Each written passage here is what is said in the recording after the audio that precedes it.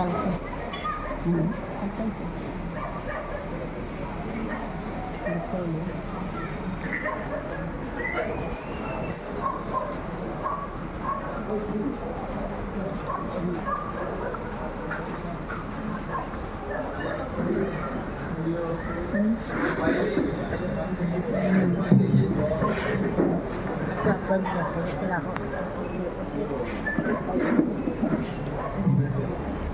আজকে সবসময় উপস্থিত ঠাকুরের পবিত্র পাঞ্জাদারি বলুন সত দাদা এবং মায়েরা সবাইকে আমি আমার আন্তরিক আনন্দিত জয়গুরু জানাচ্ছি। এতক্ষণ ধরে মন্ত্রমুগ্ধের মতন গান শুনছিলাম, এখন আমাকে কিছু বলার জন্য বলা হয়েছে।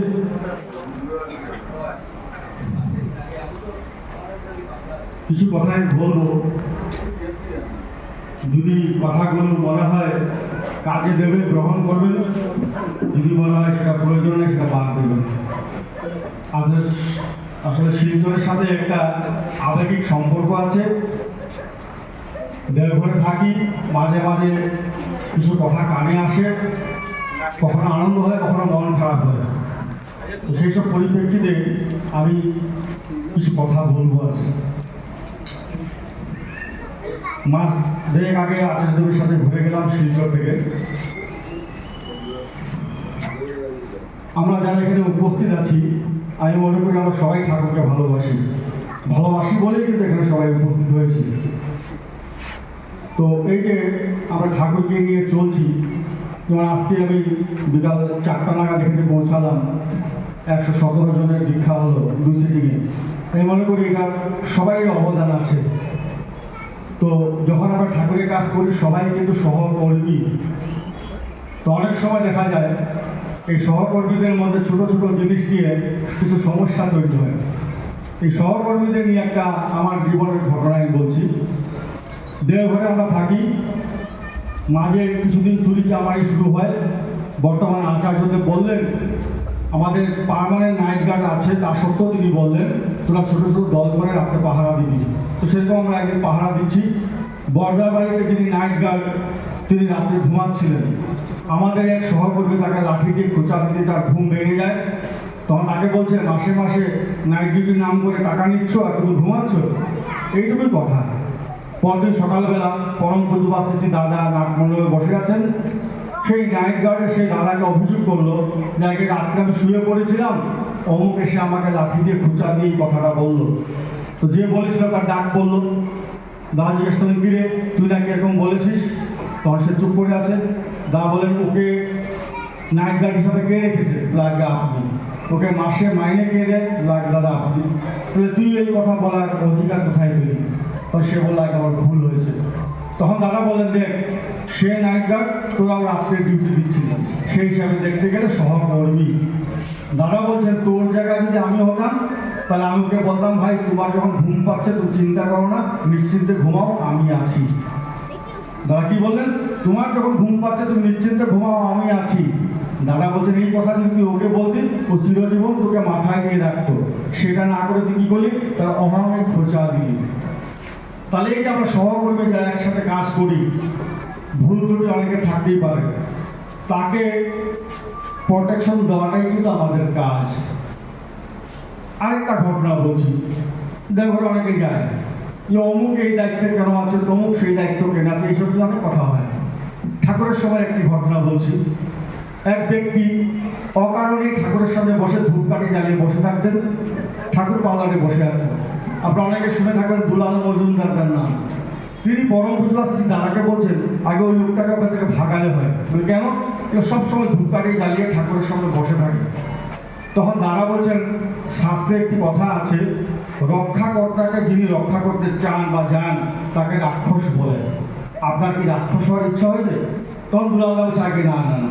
এই বলে পার্লারে পুজোর দাদা এবং দুলালদা প্রবেশ করলেন ঠাকুরকে প্রণাম করতে। দুপুরবেলা গরমকাল, প্রণাম করতে ঠাকুর পুজোর দাদাকে বলেন বাবু আমার 2টা শাড়ি দরকার, এখন দিতে পারবি? বলে আগে। দুলালদাকে বলেন এই আমার 2টা শাড়ি দরকার, দিতে পারবি? বলে আগে। দুজন প্রণাম করে বেরিয়ে গেলেন। ওই যিনি ধূপকাঠি জ্বালিয়ে বসেছিলেন তাকে তখন ঠাকুর বলে আমার 2টা শাড়ি দরকার, এনে দিতে পারবি? সে বলছে ঠাকুর এই দুপুরবেলায় এই গরমে কোথায় পাবো? এই বলতে বলতে ততক্ষণে পুজোর দাদা এবং দুলালদা শাড়ি নিয়ে এসে ঠাকুরের কাছে পৌঁছে গেলেন। দিয়ে ওনারা প্রণাম করে বেরিয়ে গেলেন। ঠাকুর তখন তাকে বলতেন, কি রে, তুই এত বাহানা দিচ্ছিস, ওরা আপনার মধ্যে নিয়ে আসতো, তুই আমাকে দুইটা শাড়ি দিবি না? তখন তো তার উপায় নেই, সে প্রণাম করে উঠে গেল। কিছুক্ষণ পর সে হন্তদন্ত হয়ে দৌড়ে ঠাকুরের কাছে এসে বলছে, ঠাকুর এইমাত্র টেলিগ্রাম পেলাম, আমার বউ খুব অসুস্থ, আমাকে বাড়ি যেতে হবে। ঠাকুর বললেন, যাও। এই যে তিনি ঠাকুরের সামনে থেকে গেলেন, আর কোনোদিনও ধূপকাঠি জ্বালিয়ে ঠাকুরের সঙ্গে বসেননি। তাহলে ঠাকুর যখন প্রয়োজন মনে করলেন, কিভাবে তাকে সরাবে সেটা তিনি জানেন, তাহলে আমি কেন চিন্তা করছি? এটা হলো দ্বিতীয় কথা। তৃতীয় কথা হচ্ছে, যখন আমরা ঠাকুরের কাজ করি, নাম যশ প্রতিপত্তি সব কিছু বৃদ্ধি পায়, তার সাথে আরেকটা জিনিস, সেটা হচ্ছে অহংকার। সেই অহংকারটাকে আমি যদি সাপ্লাই না করি, তাহলে আমার অহংকারে কিন্তু ঠাকুর ঢাকা পড়ে যাবে। আজকে শিলচর মন্দিরে বিগ্রহ কিন্তু কারোর সাথে কথা বলছে না। আমরা এখানে আসছি, কেউ না কেউ আমার সামনে আসে, তার দ্বারাই কিন্তু ঠাকুর প্রকাশিত হচ্ছে। তাহলে এখানে ঠাকুর যদি আমার অহংকার সেইভাবে হয়, তাহলে ঠাকুর কিন্তু ঢাকা পড়বে। এই অহংকারের একটা গল্প বলছি। আমি গুয়াহাটি গেছি, আমার 500 দীক্ষা কার্যক্রম। গুয়াহাটি থেকে উদালগুড়ি যাব। গুয়াহাটি মন্দিরে বাবুন্দা আমাকে বললো, পবিত্র ভাই একজন দীক্ষা আছে, দেবে নাকি? আমি বললাম যে না, আপনি দিয়ে দেন। আমি না দিয়ে চলে গেলাম উদালগুড়িতে। 498 দীক্ষা দিয়ে যখন আমি গুয়াহাটি পৌঁছালাম, সকালবেলা পরদিন দুপুর 12:30টায় আমার ট্রেন। 24 ঘন্টার উপরে সময় আছে। গুয়াহাটি মন্দিরে 5জন-10 জন দীক্ষা নর্মালি হয়। তো বাবুন্দাকে বললাম, বাবুন্দা আমার 2 জন দীক্ষা হলে 500 পূর্ণ হবে। বলতো এখনই হয়ে যাবে। বলতে বলতে একজন দীক্ষা প্রার্থী আসলো, দীক্ষা দিলাম 499। সকাল 9টা থেকে পুরো দিন চলে গেল, ওই 499-তে আটকে থাকলাম। পরের দিন 12:30টায় ট্রেন, 11টা বেজে গেল, দীক্ষার কোনো খবর নেই। 11:30 যখন বাজলো, তখন আমার মনের মধ্যে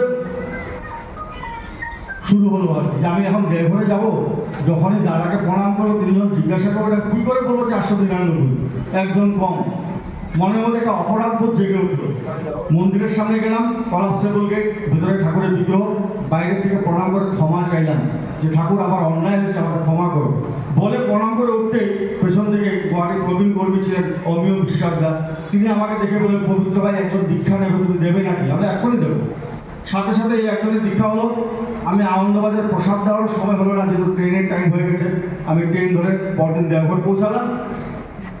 তারপর দিন ঋত্বিক কনফারেন্স, বুঝবার দাদা নাটমন্ডে বসে আছেন, প্রচুর লোক। যে প্রণাম করতে জিজ্ঞাসা করলেন, কি রে কত দীক্ষা হয়েছে? আমরা আগে 500। বলে কাটায় কাটায়, একটাও কম না একটাও বেশি না। বলবে না, শোন, একটা দীক্ষাও তার দয়া ছাড়া হয় না। যারা নাটমন্ডে উপস্থিত তারা তাদের মতো করে বুঝেছেন। আমি জানি দাদা এই কথাটা আমাকে কেন বললেন। ঠাকুর আমাকে বুঝিয়ে দিলেন, ওই একটা দীক্ষাও তিনি ইচ্ছা না করলে হয় না। ওটা তোমার নিজস্ব কোনো কেরামতি নাই। তাই আমি সবসময় বলি, একের উপর যত শূন্য আমরা বসাই, ততই তার কিন্তু গুরুত্ব বাড়ে। 10, 100, 1000 গুরুত্ব বাড়তে থাকে। ওই এক যদি সরে যায়, সবটাই জিরো। তাহলে আমি করছি এই ভাব যদি থাকে, সেই আমাকে ডুবাবে। এই যে আমি ড্রাইভারে থাকি, আমি যে কাজ করি, আমার আগেও এই কাজটাও করতেন। যেদিন আমি মরে যাব, তারপরে এই কাজটা কেউ না কেউ করবে। তাহলে আমার কৃতজ্ঞতা প্রকাশ করা উচিত ঠাকুরের কাছে, যে তিনি দয়া করে এই মুহূর্তে এই কাজটা করার সুযোগ আমাকে দিয়েছেন। অহংকার করে কিন্তু ডুবতেই হবে। দ্বিতীয় প্রশ্ন, অনেক সময় দেখা যায়, কাউকে যদি দেখা যায়, দাদা আপনি মন্দিরে আসেন না কেন? না যাই না, অমুকের ব্যবহার খুব খারাপ, তার কথাবার্তা ভালো না। এই কথা একটা জিনিস প্রমাণ হচ্ছে যে ঠাকুর থেকে তাহলে সেই ব্যক্তিকে আমি বেশি গুরুত্ব দিচ্ছি। আমার কাছে ঠাকুর সেকেন্ডারি, ওই ব্যক্তিটা হচ্ছে ইম্পর্টেন্ট। আচার্যদেবের একটি কথা বলছি, বর্তমান আচার্যদেবের, তিনি পুরীতে অবস্থান করছেন। তার এক আত্মীয় তাকে একটি ফোন করে, ফোনটা করার পর তার মনের মধ্যে একটা খারাপ লাগা আসে যে আমাকে এই কথা বললো। ঠিক সেই সময় শব্দ বিনায়ক দাস বলেন, আগে এবার যেখানে উৎসব হবে, ওই মাঠটা যদি আপনি একটু দেখে আসতে খুব ভালো হতো। ওই চলে গাড়িতে যাচ্ছেন, এটা আচার্যদেবের মুখের কথা। তিনি বলছেন, গাড়িতে যখন আমি যাচ্ছি, মনে মনে আমি ঠাকুরকে জিজ্ঞাসা করছি, ঠাকুর তুমি আমার অন্তর জুড়ে নেই কেন? তিনি বলছেন, একটা গ্লাসে যদি পরিপূর্ণ জল থাকে, এরপর যদি আমি জল দিতে চাই, গ্লাসে ঢালতে সেই জল কিন্তু গড়িয়ে পড়ে যাবে। তিনি বলছেন, ঠাকুর তুমি আমার অন্তর জুড়ে নেই কেন? অন্তরে কিছুটা জায়গা নিচ্ছে ফাঁকা ছিল, তাই ওই কথা আমার মনের মধ্যে ঢুকে আমার মনটাকে চঞ্চল করে তুলেছে। তাহলে কারুর ব্যবহারে, কারুর কথায় যদি আমার মন চঞ্চল বা বিচলিত হচ্ছে, বুঝতে হবে আমার অন্তরে ততখানি ঠাকুর ফাঁকাই আছে। আমরা যখন বাজারে সবজি কিনতে যাই, সব সবজিওয়ালা বলবে আমার সবজিটা ভালো কিনে নিয়ে যান। আমরা কিন্তু কিনি না, নিজের যেটা পছন্দ সেটাই নিই। তাহলে মানুষের ব্যবহার, মানুষের কথা, যেটা আমার মন মতন হচ্ছে না সেটা আমার মাথায় ঢুকাচ্ছি কেন? একজন আমাকে গালাগাল দিল, 1 সেকেন্ড গালাগাল দিয়ে সে বাড়িতে গিয়ে খেয়ে শুয়ে বললো, আমি সারাদিন সেটা নিয়ে ভাবছি আমাকে কেন গালাগাল দিল। তাহলে আমার মনটাকে তো আমি সবচেয়ে বেশি কষ্ট দিচ্ছি, সে তো ঘুমিয়ে পড়েছে। আর সমস্যাটা কোথায়? যখন আমার ফোকাস, আমার দৃষ্টি ঠাকুর থেকে সরে যায়। একটা অদ্ভুত ঘটনা, এক কম বয়সী মা বিধবা হয়েছেন, তিনি ঠাকুরের কাছে এসে আশ্রয় চাইলেন, ঠাকুর তাকে আশ্রয় দিলেন, তার থাকা খাওয়া সব কিছু ব্যবস্থা ঠাকুর করে দিলেন। একদিন ঠাকুর সেই মাটিকে একটা শাড়ি দিলেন, দিয়ে বললেন, যা তোমার শাড়িটা পরে এসে আমাকে দেখাবো, তোকে কেমন লাগে দেখি। ওই মা শাড়ি পরতে চলে গেলেন। পাশে একটি যুবক ছেলে বসেছিল, ঠাকুর তাকে বললেন, এই ও যখন শাড়ি পরে এসে আমার সামনে দাঁড়াবে, ওর দিকে তাকে মুসকে মুসকে হাসবি। তো ওই মা যখন শাড়ি পরে এসে ঠাকুরের সামনে দাঁড়ালেন, ওই যুবক ওই মার দিকে তাকে মুসকে মুসকে হাসছে। হঠাৎ মাটি রেগে গেল ছেলেটির উপর, বলছে, অসভ্য কুলাঙ্গার, মায়ের দিকে কেমন করে তাকাবে তুমি জানো না? ঠাকুর সাথে বকাবকি করবে। কিছুক্ষণ পর ফাঁকা হয়ে গেল, ওই মাটিকে ঠাকুর ডাকলেন, এই শোন, তোকে আশ্রমে কে রেখেছে? ঠাকুর আপনি রেখেছেন। তোর খাওয়ার ব্যবস্থা কে করে দিল? ঠাকুর আপনি করে দিয়েছেন। তোর জামা কাপড়ের ব্যবস্থা কে করলো? ঠাকুর আপনি করেছেন। তখন ঠাকুর বলছে, তুই সব কিছু যদি আমি ব্যবস্থা করে দিলাম, তো তোর দৃষ্টিটা আমার দিকে না থেকে অন্যের দিকে গেল কেন? এটা হচ্ছে মূল প্রশ্ন, যে আমি মন্দিরে আসি, ইষ্টকর্ম করি, যাই করি, আমার দৃষ্টিটা যেন ওই জায়গায় থাকে। ঠাকুরের এবং তার জীবন্ত প্রতিমূর্তি আচার্যদের সেদিন দিকে দৃষ্টি সরলে কিন্তু অসুবিধা। আমার নিজের একটা ঘটনা বলছে, আজকে প্রায় 15-20 বছর আগে। তখন আমাদের দর্শনার যে ওষুধ বিক্রি হতো, তো একদিন আমি বর্তমান আচার্যকে বললাম, আগে কাউন্টারে গেলে একটা বিভিন্ন না পাই না, অথচ বাইরের দোকানে ব্ল্যাকে বিক্রি হচ্ছে, তারা কি করে পায়? এটা আমার প্রশ্ন, যে আমি কাউন্টারে গেলে একটা বিভিন্ন না পাই না, অথচ বাইরের দোকানে তারা ব্ল্যাকে বিক্রি করছে। আমাকে আচার্য বললেন, তোকে আশ্রমে রেখেছে কে? আর আগে বাবা রেখেছে, পুজো দাদা। কিসের জন্য রেখেছেন? তার কাজের জন্য। যেটার জন্য রেখেছে সেটা নিয়েই থাক, অন্য কিছু নিয়ে ভাবার তোর কোনো প্রয়োজন নেই। আমাকে একদিনে তিনি শিখিয়ে দিলেন।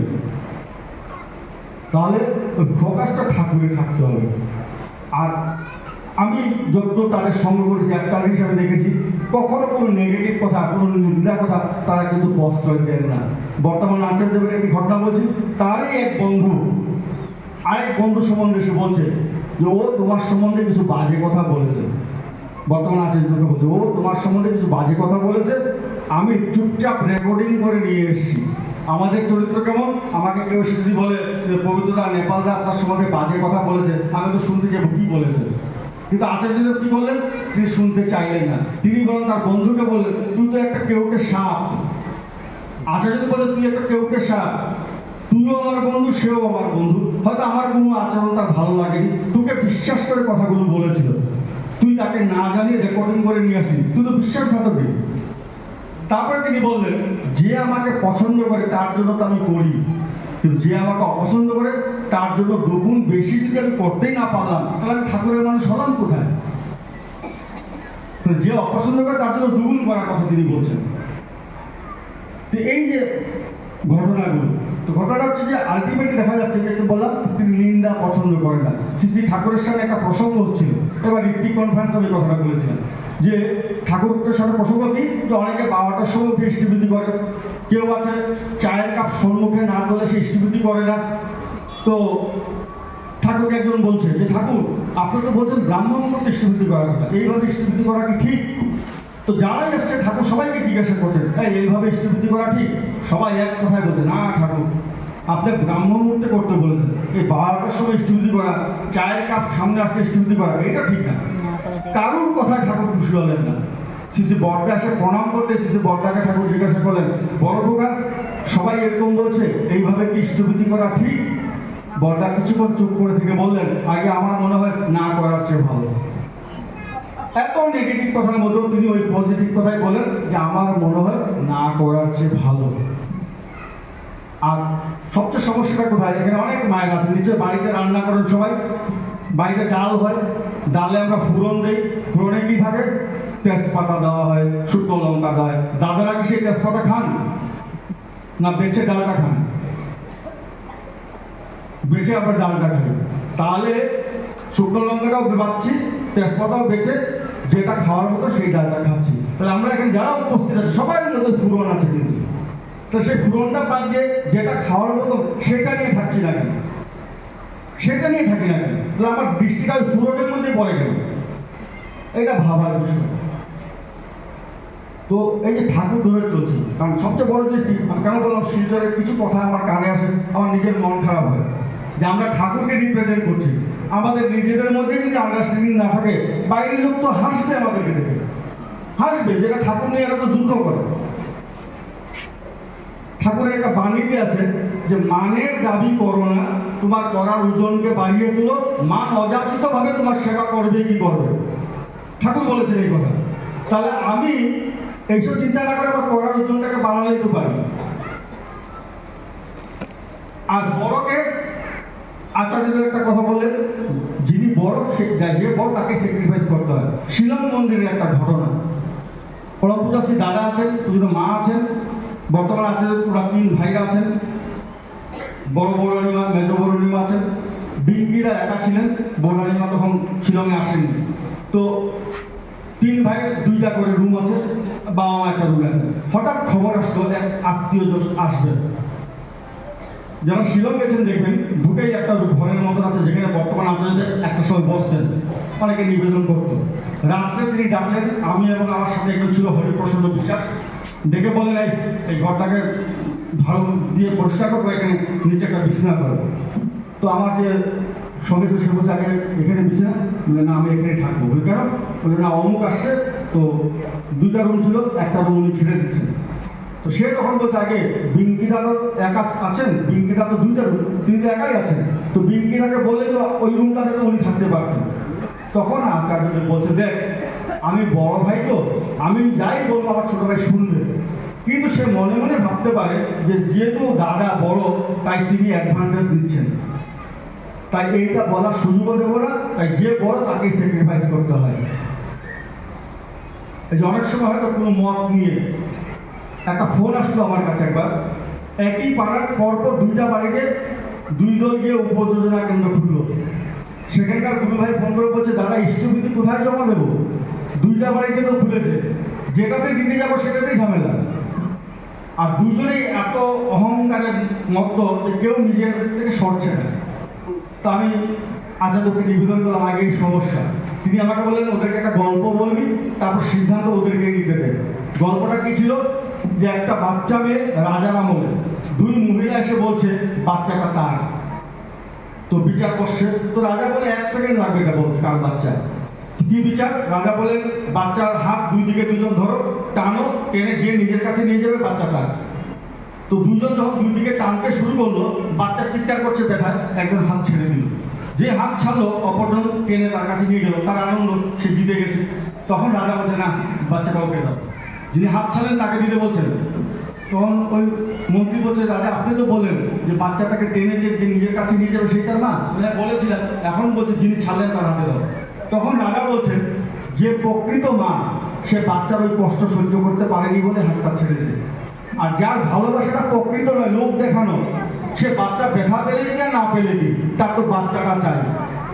তাহলে ঠাকুরকে যে প্রকৃত ভালোবাসে সে কি করবে, আর যার অহংকার সে কি করবে। এবার ডিসিশন ওরা নেই, কয়েকদিন শুরু হয়ে গেল কে কার আগে উপযোজনা কেন্দ্রটা সরাবে সেখান থেকে। তাহলে বিষয়টা হচ্ছে এই যে তার প্রতি ভালোবাসা কি করলে তিনি খুশি হবে, এইটা নিয়েই চলার বিষয়। তিনি যখন যা বলেন প্রশ্ন শূন্যভাবে। আরেকটা ঘটনা বলছি, একজন বিখ্যাত লোক, আমি নাম বলছি না, তিনি হঠাৎ ঠাকুর ছেড়ে একটা অন্য লাইনে চলে গেলেন। তিনি দেওঘরে ফিলহাল করতে ইষ্টবিধি পাঠান না। 7-8 বছর পর হঠাৎ খবর আসলো তিনি আশ্রমে আসবেন। পুজোর দাদা আমাকে বললেন ভিআইপি গেস্ট হাউসে একটা রুম খুব সুন্দর করে তৈরি করবি, আর স্টেশনে গাড়ি নিয়ে যাবে ওনাকে নিয়ে আসেন। আমার মনের মধ্যে খুব জ্বালা শুরু হলো যে ফিলহাল তো কিন্তু ইষ্টবিধি পাঠায় না, ঠাকুরের সঙ্গ করা, সে অন্যদিকে চলে গেছে, আর তার জন্য ভিআইপি রুম আর তার জন্য গাড়ি নিয়ে যেতে হবে। তো যেহেতু তিনি বলেছেন আমার তো উপায় নেই, আমি বাধ্য, আমি ঘর রেডি করলাম, স্টেশন গেলাম, তাকে গাড়ি করে আনলাম। তিনি নাটমণ্ডপে আসছেন, দাদা চেয়ারে বসলেন 3 দিন। দিন থাকার পর তিনি চলে গেলেন। কিন্তু আমার মনের মধ্যে কিন্তু একটা অশান্তি চলছে। তো বর্তমান আচার্যদের যা ডেকোরেশন দেখবেন, একটা সময় ঠাকুরবাড়ির থেকে এসে তো যেখানে ক্যান্টিন, সেখানে একটা জায়গায় তিনি বসতেন, চা খেতেন। তো সেখানে তিনি বসছেন, চা দেওয়ার পরে বলা আগে আমার একটা কথা ছিল বলি, ওই ব্যক্তি তিনি ঠাকুরকে ছেড়ে চলে গেলেন, অন্য জায়গায় স্টুডেন্ট জমা নেন, তার জন্য এই ট্রিটমেন্ট, ভিআইপি রুম, সেই তার গাড়ির ব্যবস্থা, তিনি তখন হাসলেন, হেসে বলেন, শোন, সে কি করে সেটা দেখার বিষয় না, বাবা আগেও তার সাথে যা আচরণ করতেন এখনো হুবহু একই আচরণ তার সাথে করেছেন। বাবার আচরণে কোথাও কোনো পার্থক্য ছিল না। সে যদি মানুষ হয়ে থাকে, সে এখন ভাববে এত কিছু করার পরেও তিনি তো আমার সাথে সে একই আচরণ করেছেন। আরেকটা ঘটনা, বুঝবার দাদা তখন কলকাতায় পড়াশোনা করতেন। দুপুরে মাটিতে নিচে বসে খাওয়া দাওয়া করে এক প্রবীণ কর্মী জুতো পরে তার খাওয়ার সামনে গিয়ে হেঁটে চলে গেল। একজন দৌড়ে গিয়ে বলছে, ঠাকুরের নাতি ওখানে বসে ভাত খাচ্ছে আর আপনি জুতো পরে তার সামনে গিয়ে হেঁটে চলে আসলেন। তিনি তখন খুব ইয়ে করে বলছেন, ঠাকুর ছাড়া কাউকে চিনি না, ঠাকুর ছাড়া কাউকে চিনি না, ঠাকুরের নাতি টাতি কাউকে চিনি না। কোথায় বলছেন? ঠাকুরের বাড়িতে। ইচ্ছা করলে তোমার দাদা তাকে ঘাট ধরে বের করে দিতে পারতেন, দাদা একটা কথাও বললেন না। 6 মাস পরে দাদা যিনি সাথে পড়াশোনা করতেন, ভুবন দা, তিনি নাই এখন, তিনি বলছেন 6 মাস পরে হঠাৎ দেখি যে রুমে দাদা শুয়ে শুয়ে বই পড়ছেন, আর ওই যে ব্যক্তি বলেছিলেন ঠাকুর ছাড়া আমি কাউকে চিনি না, সেই ব্যক্তি দেখা গেল দাদার পা টিপে দিচ্ছে। তাহলে 6 মাসে দাদা তার সাথে কি আচরণ করলেন? তাহলে আমরা মুখে ঠাকুর ঠাকুর যতই বলি, যতক্ষণ না আচরণে ফুটিয়ে তুলতে না পারি, পুরোটাই কিন্তু কাজে আসবে না। এই যে আচার্য এখন ইদানিং একটা কথা বলছেন যে তুমি জয়গুরু দিতে পারবে না, তুমি সাদা পোশাকও পরতে পারবে না, ঠাকুরের ছবিও দেখাতে পারবে না, তারপরে তুমি বলো ঠাকুরকে। তিনি কি বলছেন? যে তুমি বুকে হাত দিয়ে বলতে পারবে যে আমাকে দেখে বুঝে নাও আমার ঠাকুর কেমন। সেটাই হচ্ছে ঠাকুরের কাজ। ঠাকুরের বাণী কি আছে? কারোর সাথে বিরোধ রেখে যদি তুমি মন্দিরে আসো, দেবতার মুখ গম্ভীর হয়ে উঠে। আছে না ঠাকুরের বাণীতে? তাহলে কারোর সাথে বিরোধ রেখে মন্দিরে আসলে দেবতার মুখ গম্ভীর হয়। আরেকটা ঘটনা, পরমপূজা দাদা নাটমণ্ডপে বসে আছেন, বর্তমান আচার্যদেব ওনার 3 ভাই নাটমণ্ডপে বসছেন। হঠাৎ দাদা জিজ্ঞাসা করছেন, ভাই বাবাই, কারোর উপরে রাগ হলে তো রাগ কতদিন থাকে? বলে অনন্তকাল। তিনি বলছেন অনন্তকাল, রাগ যেতেও পারে, নাও যেতে পারে। সিপাহীটাকে জিজ্ঞাসা করলেন, তোর রাগ হলে কতক্ষণ থাকে? বলে কিছুদিন থাকে। বিজ্ঞানাকেও জিজ্ঞাসা করলেন, তিনিও এরকম উত্তর দিলেন। তারপর দাদা বললেন যে এক পক্ষকাল মানে 15 দিন, এক পক্ষকালের বেশি কারোর উপরে রাগ পুষে রাখলে নিজের অকল্যাণ হয়। কি বলেন? কারোর উপরে এক পক্ষকালের বেশি রাগ পুষে রাখলে অহংকার হয়। তাহলে এই কথাগুলো তিনি বলেন, তাহলে বুঝতে হবে যা কিছু বলছেন আমাদের জন্য। সমস্যাটা হয় কি, যে মুখে বলছি ঠাকুর ঠাকুর, কিন্তু করার সময় আর সেটা মাথায় থাকছে না। তাই এই শিলচর যারা আছেন সবাইকে আমার একটাই অনুরোধ, হতে পারে দাদা বলছেন মতানৈক্য হতে পারে, মনান্তর জন্য না হয়। মনান্তর হলে সেটা সমাধানের জায়গাও আছে। অনেকে আছে খুব ফেসবুক ভালোবাসেন, কেউ একটা গালাগাল দিলে ফেসবুকে ছাড়তে হবে আমাকে, মানে ফেসবুকটা তো দীক্ষিত অধিকৃত সবাই দেখছে, তা আমার ঘরের বিষয়ে ফেসবুকে আসবে কেন? এই বোর্ডটুকুও নাই অনেকে। এগুলো খেয়াল রাখতে হয়। আর সবচেয়ে বড় কথা কি, যে দিনের শেষে আলটিমেটলি আমি কি করেছি সেটারই হিসাবটা হবে। আমার বউ কি করলো, আমার বাবা কি করলেন, আমার মা কি করলেন, আমার ছেলে কি করলো, পুরোটাই হিসাবে আসবে না। হিসাবটা আসবে শুধু আমার, আমি কি করেছি। তাহলে এটা মাথায় রাখা দরকার। আর আরেকটা কথা, দেওঘরে এখান থেকে অনেকেই যান, অনেক সময় দেখি দাদার কাছে বিশাল লম্বা লম্বা লাইন পড়ে। বেশিরভাগ নিবেদনই হচ্ছে যে ছেলের পরীক্ষা আছে যাতে ভালো রেজাল্ট করে, স্বামীর প্রমোশন, সব নিজেদের নিবেদন, সব ব্যক্তিগত নিবেদন।